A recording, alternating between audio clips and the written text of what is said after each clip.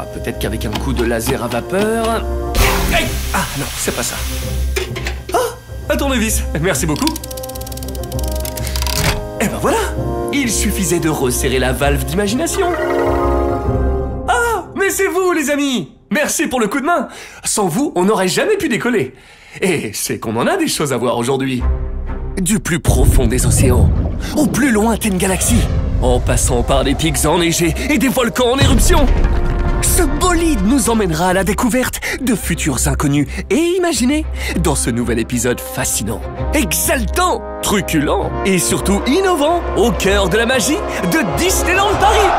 Alors, empaquetez vos combinaisons, branchez vos robots, ajustez votre monocle ou votre casque intergalactique et n'oubliez pas votre curiosité, car nous partons aujourd'hui à la conquête de Discoveryland. Discoveryland, c'est un présent où le futur se conjugue au passé. Une aventure dans un univers intemporel débordant d'originalité, sorti tout droit de l'imaginaire des plus grands visionnaires de notre histoire. Ici, chaque bâtiment raconte une vision du futur, une soif de découverte et d'aventure. Alors, Paris au décollage, c'est parti!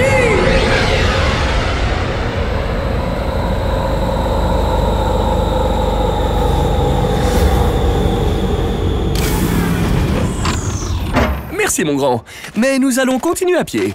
Car une fois n'est pas coutume, je vous amène non pas à l'entrée du land, mais à Town Square, au début de Main Street. Là, sur votre droite, se trouve l'une des deux arcades de la rue, la Discovery Arcade. Et oui, Discoveryland est le seul à avoir droit à une introduction par un tunnel entier à Main Street, USA. Très pratique pour les jours de pluie, de neige ou de soleil. Ou de vent. Oui, on sous-estime toujours le vent, alors que ça ébouriffe les cheveux. Et après, il faut se recoiffer et... Bon, bref. Oublions la météo et pénétrons dans Discovery Arcade, qui mêle le style victorien de Main Street, USA, à celui rétro-futuriste qu'on retrouvera plus tard. Observez les piliers verts qui soutiennent la superbe voûte de l'arcade. Vous avez remarqué le petit bonhomme dans le coin en haut? Celui à 4 bras. C'est une référence directe à Léonard de Vinci, l'un des visionnaires mis à l'honneur dans Discoveryland. Au mur, on retrouve des tableaux de grandes villes américaines, comme Los Angeles, la Nouvelle-Orléans ou encore Denver. Mais si on s'approche un peu plus, on risque d'être surpris. Un dirigeable et un bateau à vapeur à la Nouvelle-Orléans? Des montgolfières en 1996 à Los Angeles? Ah, je sais que je n'ai pas suivi tous mes cours d'histoire, mais ça ne me dit rien. Et vous? Eh bien, c'est normal! Si les tableaux ont tous un style très victorien, ils représentent un futur imaginé, rêvé, inventé, comme on aurait pu en trouver des croquis dans les carnets de Jules Verne au début du XXe siècle. Avec le passage du temps, cette vision du futur est devenue notre passé, et c'est ce qu'on appelle un rétro-futur. C'est bon? Tout le monde me suit? Au bout de l'arcade, on retrouve quelques éléments réels. Comme dans cette vitrine, sur l'électricité à l'Opéra de Paris, qui a vraiment été le premier théâtre entièrement électrifié de l'histoire. Lumineux! En sortant de Discovery Arcade et en restant sur la droite de Central Plaza, nous arrivons à l'entrée de Discoveryland. On aperçoit une belle allée sinueuse qui semble nous inviter dans un nouvel univers. Pour les petits géologues en herbe, je vous laisse étudier ces étranges formations rocheuses qui semblent jaillir de la Terre. La couleur rouille et leur curieuse forme ne vous rappellent rien? Ces rochers représentent l'antre d'un volcan. Comme par exemple, l'expédition de voyage au centre de la Terre, de Jules Verne. Eh oui, cocorico les amis! Car cet écrivain visionnaire est mis à l'honneur à plus d'un titre dans Discoveryland. Mais nous y reviendrons. Au centre de la petite place, juste avant de pénétrer dans le land, on retrouve une curieuse sculpture. Ces sphères dorées entrelacées rendent hommage au mouvement des étoiles dans le ciel qui permettait aux navigateurs de l'Antiquité de se repérer. Et pour évoquer l'océan, un détail se cache au sol. Observez cette mosaïque de dalles qui forme une spirale un peu particulière. C'est une ammonite, ou si vous voulez briller dans des salons scientifiques, je vous donne son autre nom, un nautile. Voilà, c'est cadeau. C'est ce coquillage qui a donné son nom au submersible du capitaine Nemo, le Nautilus. Eh oui, pas de doute, nous entrons dans un univers entre ciel et mer, passé, présent et futur, navigation, imagination et découverte. Allons-y! Avançons maintenant dans le land. Observez les changements subtils de la végétation, avec ces araucarias du Chili et autres plantes vivaces taillées en forme géométrique pour évoquer un paysage futuriste. Tendez l'oreille. La musique nous plonge dans une atmosphère rétro, rappelant les anciennes foires et expositions universelles du début du siècle dernier. Tandis que devant nous se dresse une vision tout droit sortie d'un futur qui n'aura jamais lieu. L'Orbitron. Impossible de le manquer! Avec ses planètes flottantes et ses fusées tournoyantes, l'Orbitron accueille tous les visiteurs dès l'entrée dans Discoveryland. Cet ensemble d'astres, représentant l'espace, s'est frayé un chemin dans nos petits cœurs de scientifiques et d'explorateurs. En même temps, c'est normal, me direz-vous, puisque l'Orbitron rend hommage au plus célèbre des inventeurs, Léonard de Vinci. Oui, celui qui a peint la Joconde. C'est qu'il avait de nombreux talents cachés, ce Léonard. Peintre, inventeur, scientifique. C'était surtout un visionnaire passionné par les astres. Pendant longtemps, on a cru que l'univers entier tournait autour de la Terre. Pourtant, notre bon vieux Léo, oui, j'aime imaginer qu'on aurait été copains. Bref, notre Léo, qui passait son temps à observer les étoiles, savait bien que la Terre tournait autour du Soleil, et non l'inverse. D'où sa citation gravée à l'entrée de l'attraction « Il sole non si muove ». Oui, bon, j'ai pas fait italien LV2. Ça veut dire « Le soleil ne bouge pas », puisque ce sont les planètes qui bougent, comme sur l'Orbitron, où elles tournent autour du soleil. Et c'est ce qui nous donne l'impression que les étoiles se déplacent dans le ciel au fil du temps. Oh, je sais pas pour vous, mais j'adore regarder le ciel par une nuit claire. Même si je galère toujours à trouver la grande ours. Mais ici, pas besoin d'attendre la nuit pour voir de célèbres constellations, et notamment celles du zodiaque, car elles sont toutes représentées sur l'Orbitron sous la forme de leurs symboles. Vous les connaissez toutes ? Allez, je me lance. Bélier, Taureau, Gémeaux, Cancer, Lion, Vierge, Balance, Scorpion, Sagittaire, Capricorne, Verseau et Poisson. Ça en fait 12, très exactement.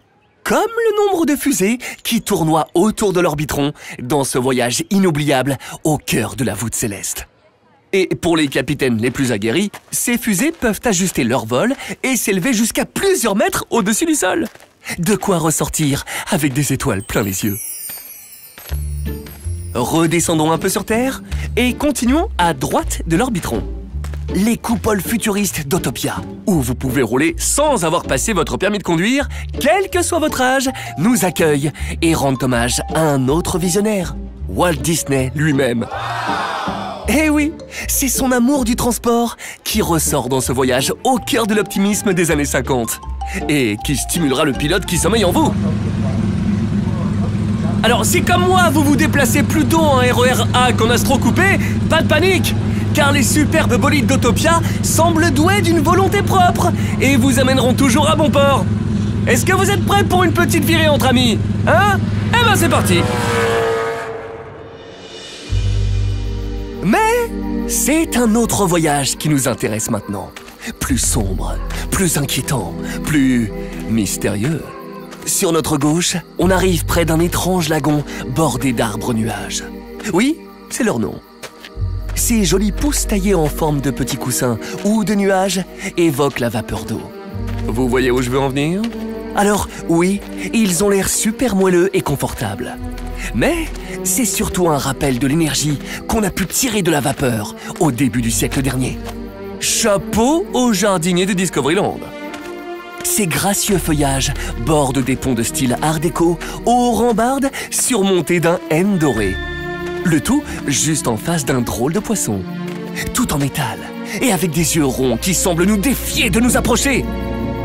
Et puis, vous avez entendu ces bruits bizarres? C'est pas pour vous, mais moi, ça m'intrigue. J'espère que vous savez retenir votre souffle, moussaillon, car les mystères du Nautilus nous attendent.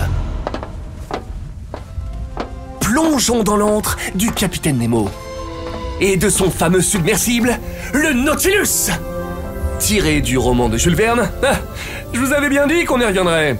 Et je tiens toujours mes promesses. 20 000 lieues sous les mers, ainsi que du film Walt Disney Productions de 1954, l'attraction Les Mystères du Nautilus est un voyage initiatique au cœur de l'océan. Chaque détail est reproduit à l'identique dans ce submersible qui semble tout droit sorti de la belle époque. Les Imagineers ont su mêler les technologies du passé et celles du futur grâce à de magnifiques projections et des lumières aussi dynamiques que moi. Le Nautilus, c'est une ode à la beauté des fonds marins. Et les scènes que l'on aperçoit à travers la fameuse iris sont tirées de véritables images de la vie aquatique. À bord du Nautilus, nous passerons par la chambre du capitaine, la salle du trésor et surtout devant l'orgue du grand salon. Parfois, je me demande si c'est obligatoire de savoir jouer de l'orgue pour devenir capitaine d'un navire. Allez, je me lance. Peut-être pas. Remontons à la surface. Nous sommes déjà passés des confins de la Voie lactée aux autoroutes infinies avant de plonger dans les profondeurs des océans. Mais laissez-moi encore vous emmener dans un tout autre univers.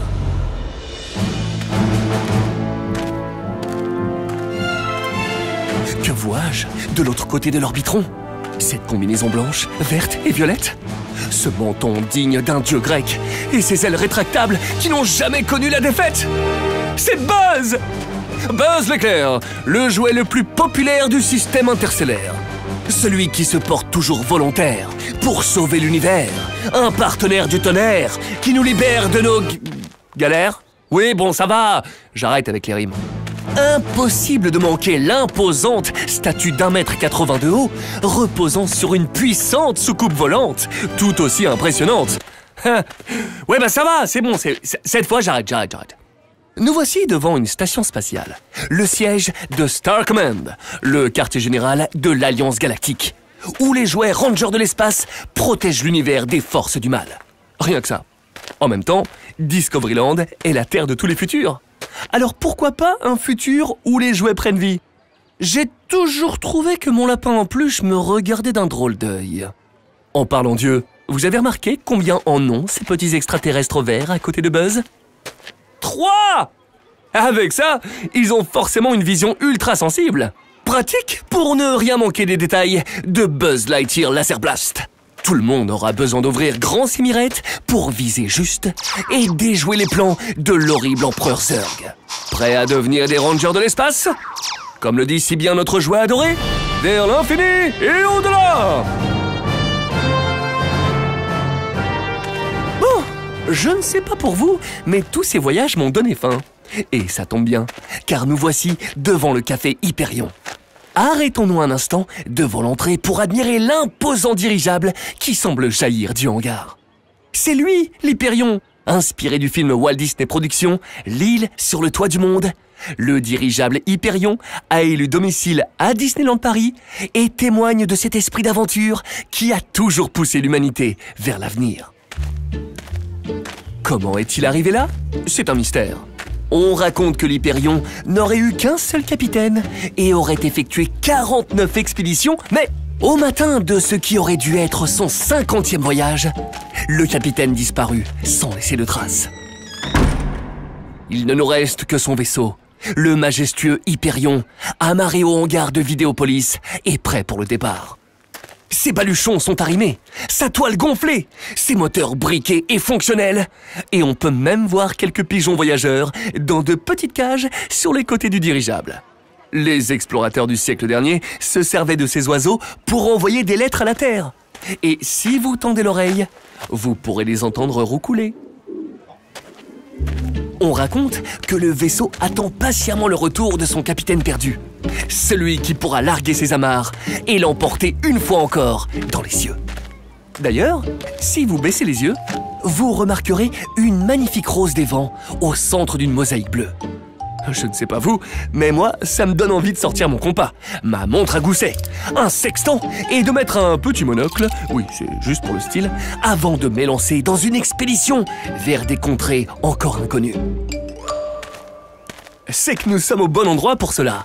puisque le hangar Vidéopolis, devant lequel nous nous trouvons, représente une aérogare d'où partait une flotte de dirigeables vers tous les coins du globe. En tout cas, c'est ainsi que les Imagineers ont conçu le bâtiment.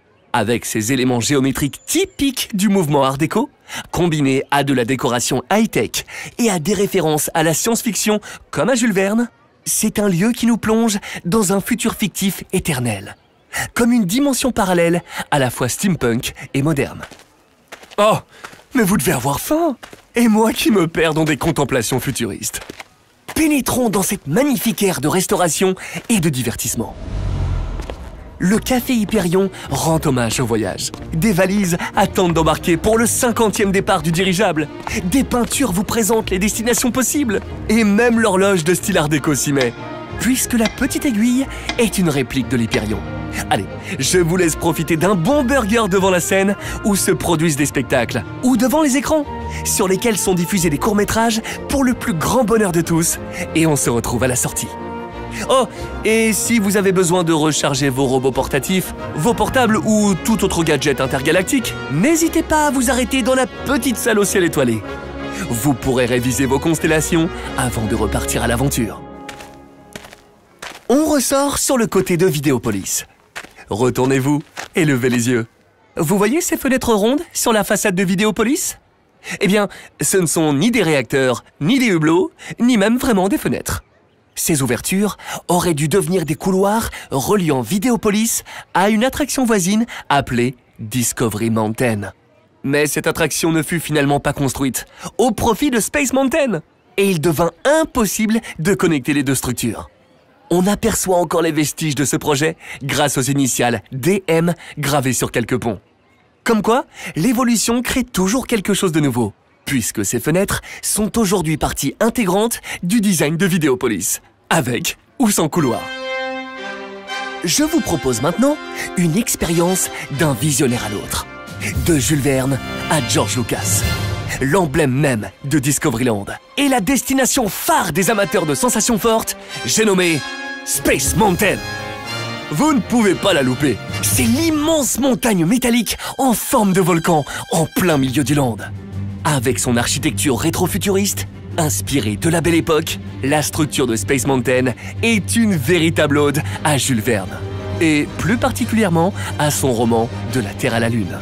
On voit d'ailleurs plusieurs références à notre cher satellite lunaire un peu partout sur le bâtiment. Alors depuis, on a un peu recalibré ce canon pour nous propulser toujours plus loin, mêlant la vision de Jules Verne à de nouveaux imaginaires. Ceux d'une galaxie lointaine, très lointaine. Ça vous dit quelque chose? L'hyperespace de l'univers Star Wars nous attend. Abaissez vos harnais, ça va secouer. Et ce n'est pas pour rien que la rampe de lancement ressemble à un canon. Il n'en faudra pas moins pour arriver à notre prochaine destination. Oh, ça démarre! 3, 2, 1, go!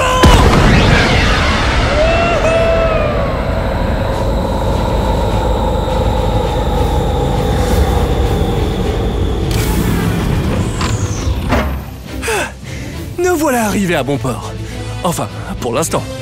Car c'est une nouvelle aventure qui nous attend.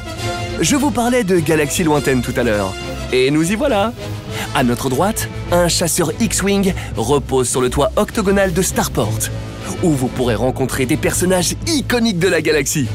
À notre gauche, le gracieux tétraèdre étiré, un genre de pyramide à base triangulaire pour les moins fans de géométrie, et illuminé par des néons bleutés, nous attire vers notre prochaine destination. Star Tour, l'aventure continue. On est transporté dans l'univers d'un autre visionnaire, George Lucas, le créateur de Star Wars. Cette saga, qui a commencé en 1977, a révolutionné la science-fiction et notre vision du futur. Pas étonnant que 10 ans plus tard, George Lucas ait collaboré directement avec Walt Disney Imagineers pour créer Star Tour. D'abord pensé comme un simulateur de vol, est devenu aujourd'hui un voyage modulable interplanétaire. Dans le terminal spatial, fourmillant d'activités de la société Star Tour, on embarque à bord d'un Star Speeder 1000 pour une aventure palpitante et imprévisible. Car notre pilote improvisé, un droïde protocolaire qui n'a pas sa langue dans sa poche et que vous reconnaîtrez sans doute à sa silhouette dorée. C'est 3PO. C3PO donc est bien obligé de décoller, puis de multiplier les sauts dans l'hyperespace quand un espion rebelle est découvert à bord de notre navette. En même temps, le X-Wing à l'extérieur aurait dû nous mettre la puce à l'oreille. Comme il est hors de question de laisser l'Empire s'emparer de cet espion aux informations capitales, les passagers du Star Speeder, c'est nous, sont emportés dans une course épique et toujours inédite contre le côté obscur de la Force. Et oui, car Star Tour, l'aventure continue, offre une multitude d'expériences différentes depuis sa réhabilitation en 2016. Une fois assis dans le vaisseau, impossible de prédire où vous allez vous retrouver et qui vous allez rencontrer. Est-ce que j'ai déjà refait l'attraction plus de 10 fois de suite pour tenter de voir toutes les combinaisons? Est-ce que je n'ai pas encore tout vu? C'est possible. Mais je n'avouerai rien. Non, non, non, rangez ce sabre laser, je vous raconte. Au cours de ce voyage mouvementé, vous pourrez découvrir des lieux emblématiques comme Tatooine, Jakku, Coruscant ou encore l'Étoile de la Mort, aux côtés des personnages légendaires de la saga, de C3PO à R2D2, en passant par Dark Vador, BB-8, la princesse Leia et bien d'autres. Alors attachez votre ceinture, saluez les droïdes mécanos et embarquez dans cette aventure toujours renouvelée, au cœur de cette galaxie lointaine, très lointaine. Que la force soit avec vous, les amis. Et voilà, mes chers explorateurs des fonds des mers, mes rangers de l'espace, mes voyageurs intersidéraux, notre excursion à travers les futurs rêvés de Discoveryland touche à sa fin. Nous avons parcouru les visions des plus grands, de Léonard de Vinci à George Lucas, en passant par Jules Verne et Walt Disney lui-même.